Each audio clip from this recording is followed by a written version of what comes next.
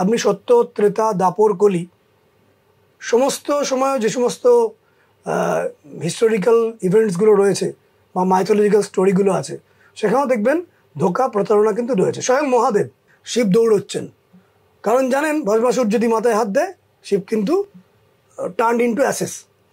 তো সেই সময় সেই অন্তরে অন্তরে নারায়ণকে স্মরণ করছেন। নারায়ণ হচ্ছে কৌশলের দেবতা। সঙ্গে সঙ্গে নারায়ণ মোহিনী রূপে, নারী রূপে, সুন্দর নারী রূপে সামনে উপস্থিত। আলটিমেটলি মোহিনী বললেন যে ঠিক আছে, শিব বলেছে যেটা সম্ভব, তার জন্য একটা শর্ত আছে। যে কী শর্ত? সবাই মিলে আমরা নাচবো। নেচে উনি ঠিক আছে, তো আপনার কথা অনুসারে আপনি ওনার মাথায় হাত দেবেন, তারপরে যাওয়া হবে, উনি মারাই যান, কোনো অসুবিধা নেই। তো ভস্মাসুর রাজি হলেন। শিব বললেন আমার তো টেনশান, আমার তো সামনের মৃত্যু আসন্ন, আমি নাচতে পারবো না, তোমরা দুজনে নাচো। তো মোহিনী নাচছেন। মোহিনী একটা শর্ত দিয়েছিলেন ভস্মাসুরকে, আমি যেমন যেমন মুদ্রা করে নাচবো তুমি তেমন তেমন মুদ্রা করে নাচবে। তো মোহিনী নাচতে নাচতে মুদ্রা করতে করতে যেরম যেরম মোহিনী মুদ্রা করছেন ভস্মাসুরও সেরম মুদ্রা করছেন। মোহিনী নিজে মুদ্রা করতে করতে নিজের মাথায় হাত দিয়েছেন, ভস্মাসুরও নিজের মাথায় হাত দিয়েছেন। ভস্মাসুর টার্নড ইনটু অ্যাসেস। তাহলে এখানে ধোঁকা দুরকম হলো। এক হচ্ছে প্রথমে ভস্মাসুর শিবকে ধোঁকা দিলেন, দ্বিতীয় ক্ষেত্রে নারায়ণ মোহিনী রূপে ভস্মাসুরকে ধোঁকা দিলেন। নমস্কার, আপনি দেখছেন আনন্দবাজার অনলাইন। আমি সুজয় নীল। আমরা রয়েছি ড্রিম ডেস্টিনি অনুষ্ঠানে। আমাদের সঙ্গে রয়েছেন শ্রীমণি ভাস্কর। নমস্কার।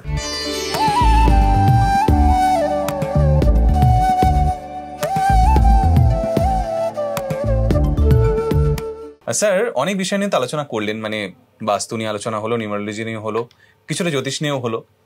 তো একটা প্রশ্ন সবার মনেই থাকে যে আমি কি ধোঁকা খাবো? মানে এই একটা ব্যাপার যে আমি এটা করতে যাচ্ছি, আমি কি ধোঁকা খাবো? সে সম্পর্কে হোক বা কাজের ক্ষেত্রে হোক, জীবনের বিভিন্ন ক্ষেত্রে হতে পারে। তো তাদের জীবন নিয়ে কি কোনোভাবে বলা যায়, তাদের জীবনে যে সমস্ত নিউমারোলজি জড়িয়ে রয়েছে সেগুলো নিয়ে কি বলা যায় যে আমি ধোঁকা খাবো কিনা? প্রথমত বলবো, ধোঁকা বা প্রতারণা হয় না এমন মানুষ বোধহয় নেই।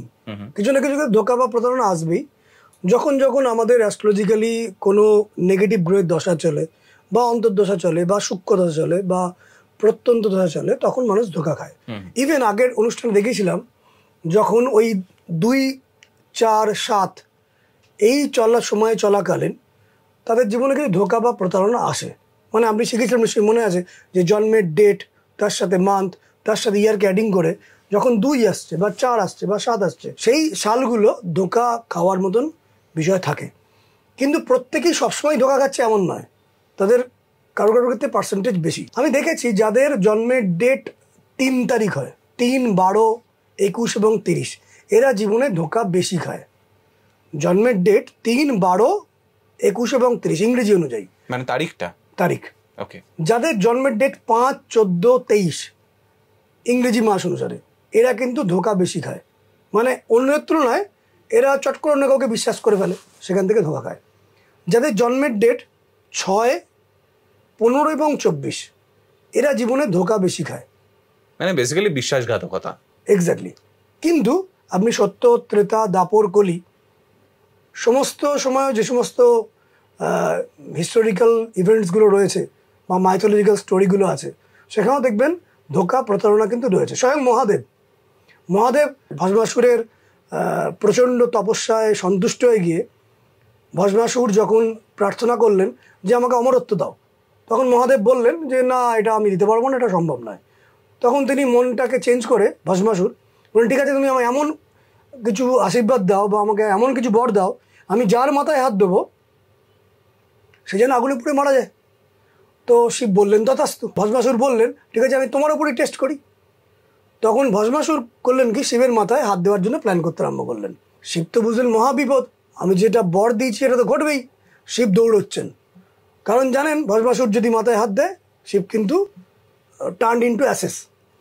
তো সেই সময় সেই অন্তরে অন্তরে নারায়ণকে স্মরণ করছেন। নারায়ণ হচ্ছে কৌশলের দেবতা। সঙ্গে সঙ্গে নারায়ণ মোহিনী রূপে, নারী রূপে, সুন্দর নারী রূপে সামনে উপস্থিত। তো সেখানে যখন এলেন তখন ভস্মাসুর দৌড়চ্ছে, শিব হাঁপাচ্ছে, মহাদেব হাঁপাচ্ছেন যে বিপদ সামনে, কি করা যায়। মোহিনী এলেন। মোহিনী এসে, মানে বিষ্ণু যিনি, তার যে মোহিনী রূপ, সুন্দর নারীর রূপ, বলে বলো তোমাদের কি হয়েছে। বলে আমাকে উনি বর দিয়েছেন যে যার মাথায় আমি হাত দেবো সে তার সারা বডি সে পুড়ে যাবে এবং ছাই হয়ে যাবে। আমি ওনার ওপরই প্রয়োগ করতে চাইছি। তো বলছে ঠিক আছে, ওনার কিছু কথা আছে শোনো। তো ফিস করে কিছু শিবের সাথে মোহিনী রূপী বিষ্ণুর কিছু কথাবার্তা হলো, নারায়ণের কিছু কথাবার্তা হলো। তো আলটিমেটলি মোহিনী বললেন যে ঠিক আছে, শিব বলেছে যেটা সম্ভব, তার জন্য একটা শর্ত আছে। যে কী শর্ত? বলছে শেষকালে উনি একটু ভালো করে খাওয়া দাওয়া করা এবং একটু নৃত্যকলা উনি করবেন, সবাই মিলে আমরা নাচবো। নেচে উনি ঠিক আছে, তো আপনার কথা অনুসারে আপনি ওনার মাথায় হাত দেবেন, তারপরে যাওয়া হবে, উনি মারাই যান, কোনো অসুবিধা নেই। তো ভস্মাসুর রাজি হলেন। রাজি হওয়ার পরে খাওয়া দাওয়া হলো, তারপর নৃত্যকলা শুরু হলো। মোহিনী বললেন যে তোমরা একটা কাজ করো, দুজন মিলে বললেন যে শিব বললেন আমার তো টেনশান, আমার তো সামনের মৃত্যু আসন্ন, আমি নাচতে পারবো না, তোমরা দুজনে নাচো। তো মোহিনী নাচছেন। মোহিনী একটা শর্ত দিয়েছিলেন ভস্মাসুরকে, আমি যেমন যেমন মুদ্রা করে নাচবো তুমি তেমন তেমন মুদ্রা করে নাচবে। তো মোহিনী নাচতে নাচতে মুদ্রা করতে করতে যেরম মোহিনী মুদ্রা করছেন, ভস্মাসুরও সেরম মুদ্রা করছেন। মোহিনী নিজে মুদ্রা করতে করতে নিজের মাথায় হাত দিয়েছেন, ভস্মাসুরও নিজের মাথায় হাত দিয়েছেন। ভস্মাসুর টার্ন ইন্টু অ্যাসেস। তাহলে এখানে ধোকা দুরকম হলো।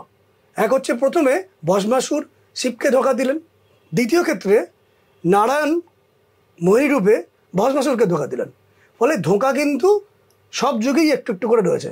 এবার আমি অ্যাস্ট্রোলজিক্যালি দেখেছি যে এই ধোকা কারা খান বেশি করে, যারা খুব নরমভাষী, যারা মনে করেন আহা এটা বললে কষ্ট লাগবে, ওই মানুষটা কষ্ট পেয়ে যাবে, থাক মিষ্টি করি কথাটা বলি, খারাপ ব্যবহার করব না, একটু ভদ্রতা রাখি, তারা বেশি ধোকা খান।